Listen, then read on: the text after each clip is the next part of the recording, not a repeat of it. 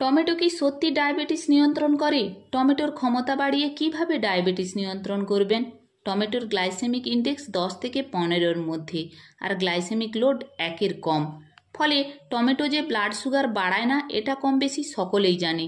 কিন্তু টমেটোর ক্ষমতা বাড়িয়ে সুগার নিয়ন্ত্রণ করে ডায়াবেটিস নিয়ন্ত্রণ যে সহজে করা যায় তা কি জানেন? সত্যিই কি তাই? আপনি ভাবছেন এটা কিভাবে সম্ভব? টমেটোর আবার ক্ষমতা বাড়াবো কি? নমস্কার বন্ধুরা, এই ভিডিওতে আমি টমেটোর ক্ষমতা কিভাবে বাড়ানো যায় তার উপায় বলে দেব। তাই ভিডিওটি স্কিপ করবেন না, শেষ পর্যন্ত খুব মনোযোগ সহকারে দেখুন, যা ডায়াবেটিস নিয়ন্ত্রণ করতে আপনাকে দারুণ সাহায্য করবে। তো চলুন এবার জেনে নেওয়া যাক টমেটো কিভাবে ডায়াবেটিস নিয়ন্ত্রণ করবে। টমেটোতে সবচেয়ে বেশি এবং সক্রিয় যে অ্যান্টিঅক্সিডেন্ট থাকে সেটি হলো লাইকোপেন। এই লাইকোপেনই ইনসুলিন সেন্সিটিভিটি বাড়িয়ে ব্লাড সুগার কমিয়ে রাখে। বিভিন্ন গবেষণায় দেখা গেছে ডায়াবেটিস রোগীদের হৃদরোগে আক্রান্ত হয়ে মৃত্যুর সম্ভাবনা বেড়ে যায়, আর এখানেই টমেটোর লাইকোপেন আপনাকে সাহায্য করবে।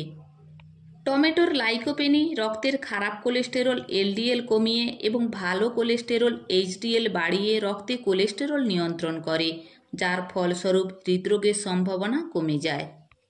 টমেটোর লাইকোপেনই ডায়াবেটিসজনিত ত্বক ও চোখের সমস্যা কমাতে সাহায্য করে। এখন বুঝতেই পারছেন টমেটোর লাইকোপেনই ডায়াবেটিস নিয়ন্ত্রণে সামগ্রিকভাবে সাহায্য করতে পারে। আপনি চাইলে টমেটোর কার্যকারিতা বাড়িয়ে ফেলতে পারেন, ফলে ডায়াবেটিস নিয়ন্ত্রণে টমেটোর ক্ষমতা অনেকটাই বেড়ে যাবে। আপনি 3ভাবে টমেটোর ক্ষমতা বাড়িয়ে ফেলতে পারেন। নাম্বার 1, তাপে অনেক ভিটামিন ও অ্যান্টিঅক্সিডেন্টের ক্ষমতা কমে গেলেও টমেটোর লাইকোপেনের ক্ষমতা কিন্তু তাপে বেড়ে যায়।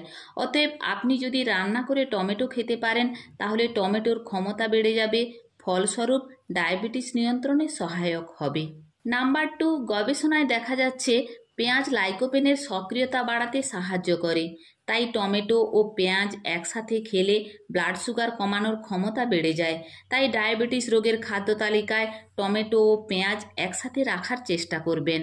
নাম্বার 3, ফ্যাট টমেটোর লাইকোপেন ও বেশ কিছু অ্যান্টিঅক্সিডেন্টের সক্রিয়তা ও অন্ত্রের শোষণ ক্ষমতা বাড়িয়ে দিতে পারে। তাই ফ্যাট জাতীয় খাবারের সাথে অবশ্যই টমেটো রাখার চেষ্টা করবেন। ডায়াবেটিস ও সুগার নিয়ন্ত্রণে অতিরিক্ত সুবিধা পাবেন। এবার থেকে ডায়াবেটিস রোগীদের খাদ্য তালিকায় টমেটো রাখার সময় আলোচিত 3টি পয়েন্ট অবশ্যই মনে রাখবেন। নাম্বার 1, টমেটো রান্না করে খাবেন। নাম্বার 2, টমেটোর সাথে পেঁয়াজ মিশিয়ে খাবেন।